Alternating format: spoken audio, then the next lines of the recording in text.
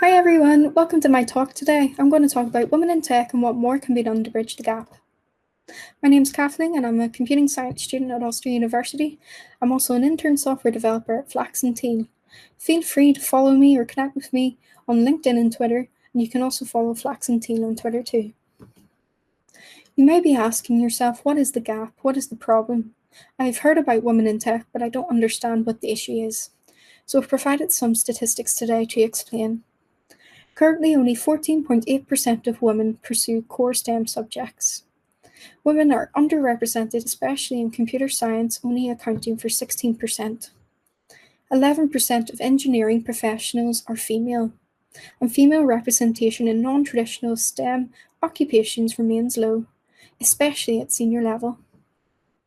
I want to tell you a wee bit about my journey, which explains why I'm so passionate about women in tech and why I think education is crucial. Primary school level, my school thankfully had a good overview of STEM subjects, and this struck an interest in me. At secondary school level, the school did have a STEM focus, but it was more heavily on the science side of things. At GCSE, I selected all the subjects I wanted to pursue, one of which was ICT.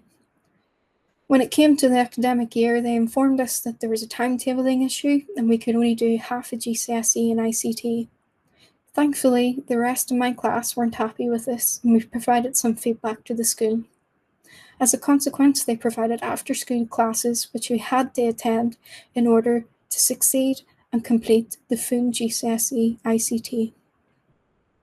Once I finished my GCSEs, the subject level offering at the school I was at wasn't exactly what I wanted.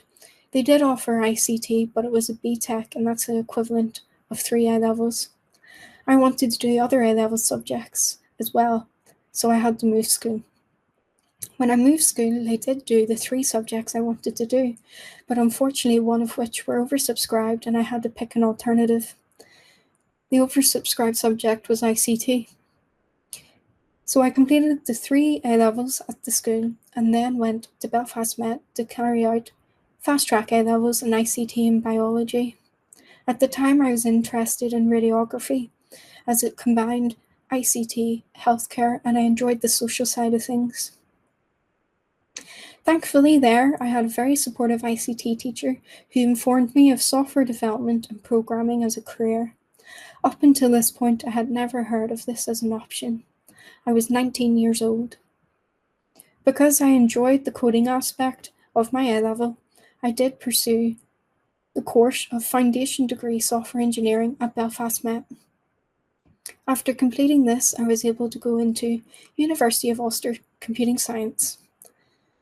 I did have an issue of not having GCSE grade B in maths, but thankfully the foundation degree in software engineering has a mathematics module which allowed myself entry into University of Ulster. So I've outlined my hurdles here that I've just talked about. My first hurdle was ICT GCSE and having to stay after school to complete the qualification. The second hurdle I had was A-level subject offering. The school I was at didn't offer single subject ICT, but only a BTEC. The school I moved to was oversubscribed, so I was unable to do ICT at A-level there too. There seemed to be a lack of communication and awareness of job prospects in IT and computing when I reflect upon my time in secondary schools. I think this is a big issue and schools need to be made aware of the IT opportunities. My last hurdle was university entry criteria. I couldn't have went from A-level Belfast Met straight to University of Ulster because I didn't have the necessary grade in maths. But thankfully the foundation degree at Belfast Met allowed me entry. At University of Ulster, I was able to carry out a placement year. My placement year was at Liberty IT, and I came across all these initiatives and groups whilst there. Within Liberty IT, they had committee groups for STEM and women in tech, and thankfully I was able to join these. This experience was eye-opening, as I didn't realise that the gender gap was still existing to such a degree. In my own time, I enjoy attending meetup groups such as Women Who Code Belfast, Bash, Blog, and Enigma Community. And through doing this, I was able to be selected as Enigma Community Ambassador. I really enjoy supporting students and helping them network in the industry. I was able to attend the Women in Business conference whilst being a placement student at Liberty IT also, and this highlighted that the gap in the industry was not just regional, it was a global issue. So I'm providing some eye-opening stats today. The ratio of male to females employed in STEM-related industries is 3-1. Just 7.8% of girls in Northern Ireland currently pursue a career in STEM to the point of employment. I often wonder why such a percentage is so low and what stops them from reaching the point of employment. I recently read an article by the Belfast Telegraph in which they quoted Dr. Evelyn Collins. She said, "Women will face many barriers, including negative perceptions and stereotypes, which impact on opportunities and their participation in senior roles." And I think this is not a true statement. Some positive news for you today. It's not all bad. The relationship between diversity, inclusion, and innovation is fascinating. Companies with more diverse management teams have up to 19% higher revenue, and this is due to the increased innovation by having such a diversity and inclusion initiative within the companies.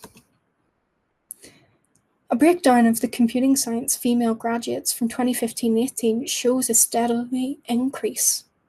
You can see the numbers going up, but unfortunately you can see that the percentages aren't really changing. And this is because although the female graduate numbers are rising, so are the male at a rapid rate. So what you could do is help make a difference. What is being done already? There are many groups and initiatives. There's Kodo dojos and code clubs for primary school levels. There's Code First Girls and Bring It On to help girls achieve more ICT courses and also have mentors that help them gain access into ICT. For example, Code First Girls had a web development course of which you had to sign up via an application, and they helped girls achieve a course in web development and helped them set up their own websites. There's also university and school initiatives and other groups that are doing great work around campaigning for gender balance in STEM. So what more can be done and what could you do to help? Well, do you own a business? If you do own a business, I have some suggestions here for you today. Does your business have a women's group? Do they have a return to work maternity scheme? Do you have a partnership with any local schools? If you don't have a partnership, do you provide work experience or apprenticeships or scholarships? Have you considered collaborating with STEM? STEM already work with a number of schools and could be an ease of access for you to interact with local communities and schools. Do you have a community rep?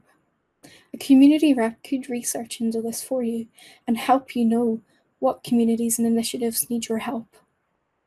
Have you told your employees about ambassador programs such as STEM? They could help by volunteering their time and attending events. Have you considered having an open day for your business? This could show girls what the world of IT is.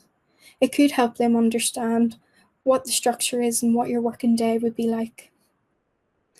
Have you considered sponsoring initiatives? This could help them with events.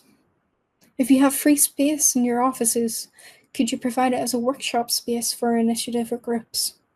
Sometimes workshop space is very hard to find, and especially at a budget price for voluntary organizations. If you're thinking to yourself, I don't own a business and I don't really know if the business I work for is in a position to help, well, you could do some things yourself.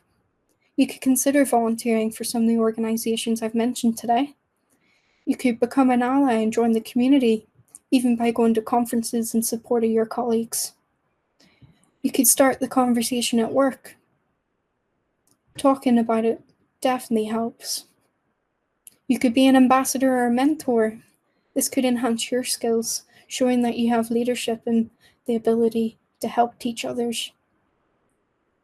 Do you support initiatives that already exist in the industry and work? By supporting it, you're showing that it's okay and that other people belong.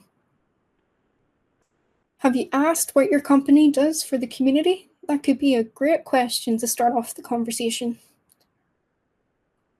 Does your company have a women's group? You could help set that up. These simple things may make a difference. So I'd like to say a special thanks to all these organisations that helped me with statistics today. They include Women in Tech, Sync NI, STEM Women, HESA, Wise Campaign, UCAS, Belfast Telegraph, NISHRA, Department for Education, Equality NI, and Department for Economy. I would like to thank them for their work on producing reports, statistics, and data around the topic of girls and women in technology. I'd like to thank you very much for listening today and say a big thank you to NIDC for having me. And I really hope you enjoy the rest of the conference. And thank you.